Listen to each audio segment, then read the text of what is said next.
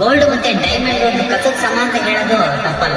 ನಿಮ್ಗೆ ಇಡೀ ಯೂನಿವರ್ಸ್ ಅಲ್ಲಿ ತುಂಬಾ ಮೋಸ್ಟ್ ರೇರ್ ವಸ್ತು ಯಾವ್ದಂತ ಕೇಳಿದ್ರೆ ನೀವು ಡೈಮಂಡ್ ಅಥವಾ ಗೋಲ್ಡ್ ಅನ್ಬೋದು. ಬಟ್ ರಿಯಾಲಿಟಿಲಿ ಜಸ್ಟ್ ಒಂದು ನಾರ್ಮಲ್ ಕಲ್ ಅಷ್ಟೇ. ಈ ವಿಡಿಯೋದಲ್ಲಿ ಮೈಂಡ್ ಬ್ಲೋಯಿಂಗ್ ಫ್ಯಾಕ್ಟ್ ಹೇಳ್ತೀನಿ, ಪೂರ್ತಿ ವಿಡಿಯೋ ನೋಡಿ. ಇಡೀ ಯೂನಿವರ್ಸ್ ಅಲ್ಲಿ ಡೈಮಂಡ್ ಗೋಲ್ಡ್ ಅಲ್ಲ ತುಂಬಾನೇ ಕಾಮನ್.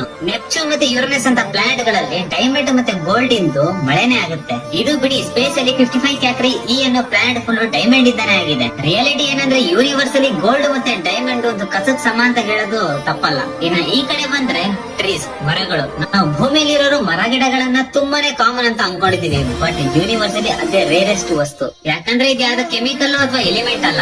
ಮರಗಳು ಸೃಷ್ಟಿ ಆಗ್ಬೇಕಂದ್ರೆ ಅದಕ್ಕೊಂದು ಪರ್ಫೆಕ್ಟ್ ವಾತಾವರಣ ಇರಬೇಕು. ಮಣ್ಣು, ಗಾಳಿ, ಮಳೆ, ಬಿಸಿಲು ಇದೆಲ್ಲ ಪರ್ಫೆಕ್ಟ್ ಆಗಿದ್ದಾಗ ಅಷ್ಟೇ ಮರಗಳ ಸೃಷ್ಟಿ ಆಗೋದು. ಹಂಗೆ ಲಕ್ಷಾಂತರ ವರ್ಷ ಎವಲ್ಯೂಷನ್ ಆಗ್ಬೇಕು. ನಮ್ ಸ್ಪೇಸ್ ಅಲ್ಲಿ 2 ಟ್ರಿಲಿಯನ್ ಗ್ಯಾಲಕ್ಸೀಸ್ ಇದೆ. ಅದರಲ್ಲಿ ಕೋಟ್ಯಾಂತರ ಗಟ್ಟೆ ಪ್ಲಾನೆಟ್ ಗಳಿದಾವೆ. ಆ ಪ್ಲಾನೆಟ್ ಅಲ್ಲಿ ಡೈಮಂಡ್ ಗೋಲ್ಡ್ ಎಲ್ಲ ನಿಮ್ಗೆ ಈಸಿಯಾಗಿ ಸಿಕ್ಬಿಡುತ್ತೆ. ಬಟ್ ಅಲ್ಲೊಂದು ಮರದ ಕಡ್ಡಿ ಕೂಡ ಸಿಗಲ್ಲ.